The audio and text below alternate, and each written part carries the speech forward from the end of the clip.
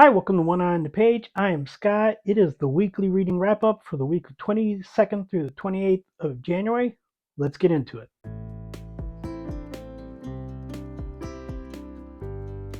Okay, this week, snow is gone. A little rain, not significant rain, so my laziness is past.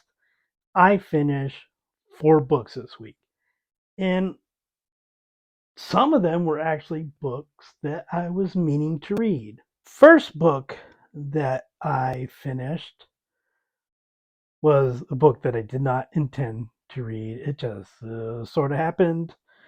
Uh, One of those things, I'm in bed, can't sleep, something on Kindle Unlimited, quickly read, done in a day or so. This was Don't Quit Your Daydream by Adrian J. Smith.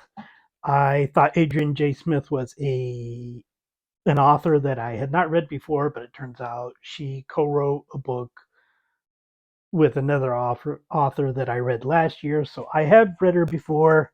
I wasn't particularly enamored with that previous book, which I believe was called Wrapped Up in Love, but it was okay.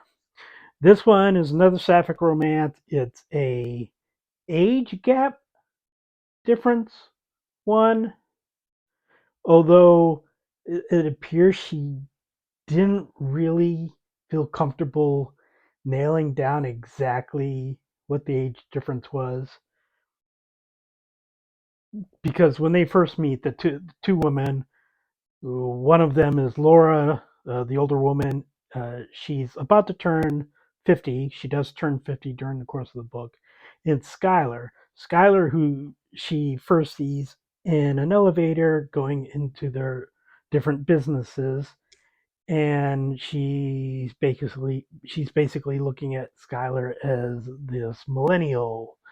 And I know that the millennial age gap is pretty different now, but she was talking about like 25 years difference and stuff. So I'm thinking there's like a 20-year plus gap between the two of them, and describing her as bubbly and inexperienced in the world, basically. Like 25 years from now, she'll have gone through the same things I've gone through. And, everything is pointing at Skylar being at least in her mid to later 20s. But at the point when they get in a relationship, Skylar is 16 years younger than Laura, which would make her about 34. And to act like a woman who is 34 is basically just giving her this millennial tag. Not that she probably isn't a millennial, but when people say millennial and when say people say boomer and stuff, they're not necessarily meaning the age. And it's just kind of like I don't know if she originally intended, the author Smith, if she originally intended the age gap to actually be larger and then just chickened out maybe, or just didn't feel comfortable with it and changed it. That was a little weird. Laura is working in a company with her ex-husband. They've been divorced for like 15 years. And the husband is creepy, seemingly an awful person, although the book doesn't really necessarily go into it. Well, it hints at it and shows us situations in which he's awful. I kind of feel like there was more that could have been done with that, but that there wasn't. The relationship itself, when it happened, and it was a bit of a slow burn kind of thing, was fine. I like the two of them as a pair. I liked everything with them, minus the whole what's their age gap thing. it's just everything around it I didn't really care for. I didn't care for all the business stuff because I don't really feel like we got much of an example of what it is both of them do. We got Skylar is basically she's basically a business consultant. Laura is an actuary. Numbers. Yeah, I don't I can't really describe it more than that. She works with numbers and stuff.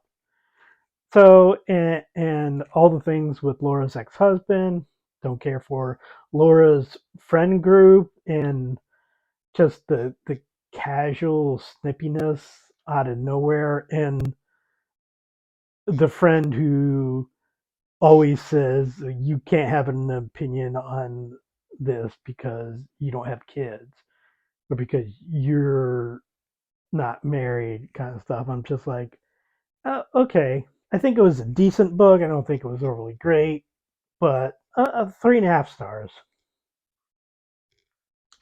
The next book that I read, this was one I read on audiobook, or the next book that I finished because sometimes it takes me a while to finish books. Sometimes, like with Don't Quit Your Daydream, it takes me less than 24 hours. But I listened to an audiobook. It was Boy's Life by Robert McCammon, which of course I have read before. I will provide a link to a video in which I talk about it. I love this book, one of my favorite books. I often have a list of my top 10 books that books go in and out of. This one is almost always on it. Just one of my absolute favorite books. Just a story about childhood and community. And every time I read it, and I read it a lot, I find something new in it. And something that I found interesting in this read was, for me, interesting. For you, you might be going like, why didn't this hit you earlier? But I connected with Tom Mackinson, the father of the main character, Corey, in a way that I had never had before, even though I'd been a father for a very, very long time. It's just, for some reason, possibly because I'm immature, I've always connected with Corey more, the childhood perspective on everything and the magic of childhood and the horror of childhood.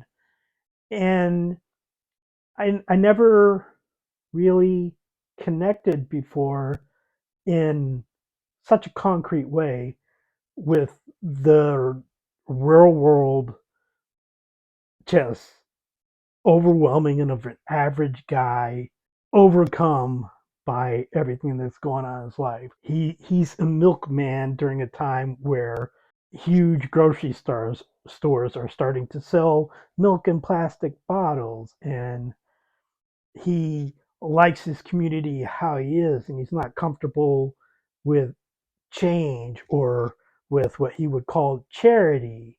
He experiences something horrible at the beginning of the book. He and Corey are going on a milk run, and a truck goes into Saxon Lake, which is a very deep body of water, and he dives in, and the man in there is basically tied up. He is got piano wire across his neck. He's a dead man, and Tom sees this man, and he starts to dream about him, and it affects him. He loses weight. He looks, haggard, and him just trying to be a husband and a father and an employee is, it affects me more than it has ever before. I still feel everything that Corey goes through, and Corey goes through a lot. And again, I have a whole nother video about this, so I won't get into it too much. But I just love being able to see a different point of view. Even the bad guy There are a few bad guys in here, but there's a main bad guy. Even the bad guy has a moment of grace, and there's humor, and there's heart, and there's pain. 5 stars, always 5 stars. Uh, when I have said in the past, if you love something that you read in the 80s or 90s, you might want to think about rereading it because you may not love it as much. This is an exception. This will always be an amazing book. Something that I started to read before Boy's Life. So, as I said, sometimes I finish books quickly, sometimes they take a while. This one, it is The Complete Peanuts, the years 1950 through 1952. I believe it started in October of 1950. I have the years 1953 and 1954 that I will read at some point. I will start reading soon. I will finish at some point, probably August, March, or late February. I love Peanuts. It's not my favorite comic. Probably I would put Calvin and Hobbes, maybe Bloom County. But definitely Calvin and Hobbes probably be my number one. I like Doonesbury. I like The Far Side. Basically, prominent comics that were in papers in the 1980s were my jam. Uh, uh, this one I thought it was a bit surprising for me because I was not around in the 1950s, despite what my children might think. So I didn't know a lot of how Peanuts started. Uh, you get Charlie Brown, you get Snoopy pretty early, but some of the other characters don't show up for a while or don't show up at all. I didn't see any Woodstock or Peppermint Patty in here. There's a character named Patty, but it's not the same Patty. Lucy, when she first appears in here, is a toddler. A toddler who grows up rather quickly. He ages Lucy up quite a bit, like within a year or so. Same with Schroeder. Schroeder was a baby who couldn't talk, was in diapers, and within a year he's playing guitars, still in diapers, and then soon after that he's standing and talking. The main characters besides Charlie Brown are Violet and Shermie, and I wouldn't call her a main character, but Patty, who is not the Patty that we all know, is also the appearance of the football of Charlie Brown trying to kick the football appears in here, but it's not Lucy who is first holding it. It is Violet. Lucy does hold it later on in the book, but there's a lot of Charlie Brown is pretty happy. He smiles quite a bit. He takes pleasure in getting one over on his friends. He's not wearing the striped shirt at first. It does appear rather quickly and then sticks around. But he's not the lovable loser that we necessarily see later on. He still has some of that, and the comic strip does start with somebody Shermie basically saying they don't like Charlie Brown, but so it's interesting. Snoopy doesn't play as big a role at the beginning. You can see where he's going to start becoming more prominent, but he doesn't take over as well. There's actually adults, you don't see them, but adults, they actually have lines that you understand in the comics. I think it only happens like once or twice, and then the adults go away, or we don't see their words or anything.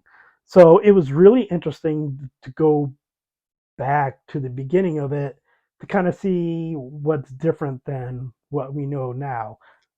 We meet Linus. Linus is a baby. He has a blanket, but not in the way that we're used to him having yet. So very interesting. I do think that I enjoy later comics more. One, they were what was there when I was growing up, but it's interesting to see the start. I'm going to give this one a 4 star. This one I've been reading for a while. I started this, I think, the beginning of December. It is the fifth season by N.K. Jemesin. It is the first book of the Broken Earth trilogy. It basically, I'm going to mispronounce it, I believe Organes, something like that, who can basically manipulate Earth, and they're used by people, but they are also feared by people because they can cause a lot of destruction, and they almost are kind of slaves in a way too. And there are 3 main characters in here, and I apologize, I'm gonna mispronounce his name, but Essen, Demaya, and Cyanite, Cyanite. I don't. I have the physical copy. Would have been nice to have the audible just so I could see how it was pronounced. Demaya is a young girl who we learned that can do this. Cyanite is, I believe she's in her 20s, and she is basically paired with this older uh, ring bearer. They have rings. The rings have levels. He's a 10 ring. She's a 4 ring. And not only is she basically his, I don't know, apprentice, they also are supposed to make a baby so they can have more organe. And then Essen is a woman in her 40s or so. She has 2 children. One of her children, Uche, Uche, has been killed because he has these powers that she has also. And her daughter has also been taken. We do not know if the daughter is dead. The son was killed by the father. And she goes in search of her daughter. I believe Nasan. I'm probably incorrect on that. And we basically, these 3 people who are connected, slight spoiler, and I wouldn't necessarily say, I would say this is definitely a trilogy. When you get to the end of this book, you don't get to the end of a novel, you get to the end of a section. It's over 400 pages. It's very long. I do not feel unsatisfied with it. I will say it took me a little bit to actually understand what was going on. And one thing that is interesting about this is that the Essen chapters are written in second person, you. And that's very tricky to write in second person at all. And also, even more so, to write in second person is only part of the book. You have to be skilled to do this. She won a Hugo Award for this. Every book in this trilogy won the Hugo Award, and I believe the last one also won the Nebula Award. She is very skilled. The writing is great in here. It did take me a while to get used to it. I honestly wavered. I initially gave this one a 5 star, but I backed off a little bit, and I'm giving a 4.5 star. Still, excellent story. I don't plan to read the next book soon because this took me almost 2 months to do. I was reading a lot of other stuff too, and a lot of other heavy stuff. And this is a bit heavy reading, but I will read those books, probably this year. That is what I'm reading now. I am filming this on the 28th of January. I have 3 more days of January after this. I am currently at 15 books for the month, which is above the goal I set. I wanted to do at least 10 books a month. 15 books a month, a lot of them are quick, easy reads. I'm going to try to diversify a little bit and not just have like half of them being really easy reads. I am finishing up another easy read that I should be finished with tomorrow. And I've also started, barely started, audiobook called, oh, I forget what it is. It's a fantasy series. It is called Legends and Lattes by Travis Baldree. I think it's about an ogre opening a coffee shop. I just kind of saw it and I said, and it kind of called itself a cozy fantasy. I'm like, okay, maybe I'll try an easy read of something that's not romance or mystery.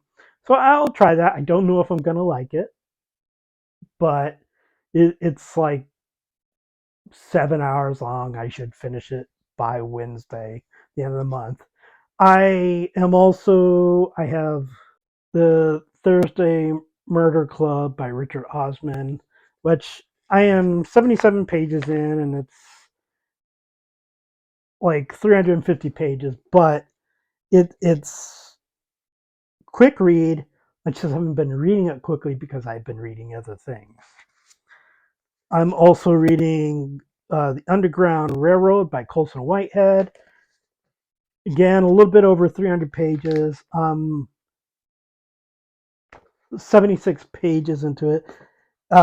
Difficult read, but still, I think a bit of a quick read. It's just I haven't been reading it quickly. Do I think I'm going to finish those two by the end of the month? Probably not more so than I would, but it's possible. I'm also reading Charlotte Perkins Gilman, Yellow Wallpaper, Herland, and Selected Writings. I have read all the poems. I've read 2 or 3 stories, and I'm about 40% of the way through the novel Herland. I do not think I'm going to finish this before the end of the month, but I may finish it this week, which these three will most likely be on the next weekly wrap up. So that's what I'm doing now. Please like and subscribe, leave a comment, and I will talk to you next time.